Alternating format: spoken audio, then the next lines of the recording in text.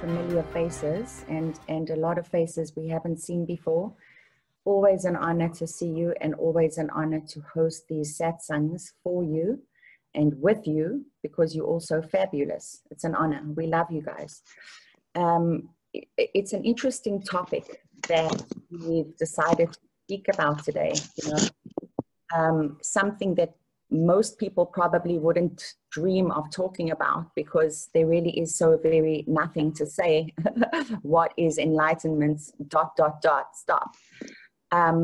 But it was really my idea to broach the subject, only because there are so many misconceptions when it comes to awakening that just need to be cleared up once and for all. Again, you know, I always admire people that sit in any sets, because, you know, you sit in these events with teachers that lecture you or talk to you. And it's like sitting in front of Shiva for us. You know, we're sitting in front and all of you are Shiva, and you just don't know that you're Shiva. And what we are doing here is we're trying to remind you and that you are actually Shiva, and that you don't have to be sitting here at all. Because there's really nothing to get. The self is you already, and the self is all, and I saw that.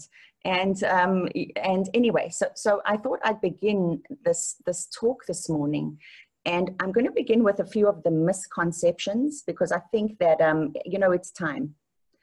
What do you think, Ramaji? Is that okay? Oh, that's fine. I just want to say to Matthias, please mute yourself. For some reason, you're not muted, because I was hearing noise, and I don't know if it's you, but yeah, everybody please mute if possible. yeah, I mean, so that's it. Okay. Yeah, no, definitely we're going to get into this. The only thing I would add is I think a lot of this is going to be about what enlightenment is not. Yeah, exactly. You know, and I will say something about it. You know, I get that a lot of you join and have sessions with us, and I get that you actually have to dedicate a significant amount of your time and money for these sessions, at least once every 2 to 3 weeks, to get a rasa and to get a session with a teacher. It's important only because, really for one reason, you know, to set aside the misconceptions. You know, if we can do that today, then we're really helping. And just to help you via this process that you all go through, you know, week by week. The reason we say at least wait a week or two before just jumping in and doing a rasa every day is because, you know, you have to stabilize and integrate whatever it is that went on after you just got the rasa. It takes a little bit of time, and then you kind of move, and it's kind of like your LOC can jump for a while, get to a certain point, and then it doesn't necessarily stabilize at that point. And in actual fact, what's happening is we're clearing this out. Nothing's rising, guys. Everything's getting cleared away. So the number seems like it's rising, as if you're somehow going to have a different consciousness at the end of all this. Nothing's going to change at the end of all this, other than the fact that you're going to have a clear consciousness at the end of all this. Consciousness doesn't have to rise. It's perfect just the way it is. Okay? So that's one of the misconceptions when it comes to the process that we put you guys through. The rasa is doing the clearing, but then we need human to human, hand to hand, you know, person to person interaction in order to really make the use of that, to integrate that. So the coaching is an integral and essential part of receiving rasa. That's the human side of it.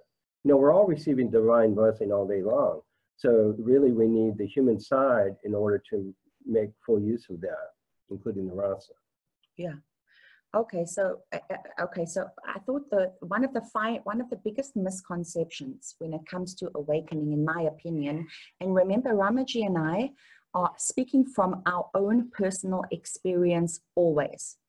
You know, we are not depending on any books that we've read. I don't care about what other teachers say. I admire them, I respect them, but ultimately it has to come from your own existential experience. Your experience is what matters most.